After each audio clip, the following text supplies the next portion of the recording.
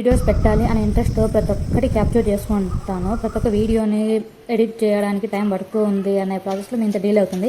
ఈ వీడియోస్ అన్ని మన గ్యాలరీలోంచి ఒక్కొక్కటి తవ్వకాల నుంచి బయటపడుతున్నట్టు వస్తూనే ఉన్నాయి.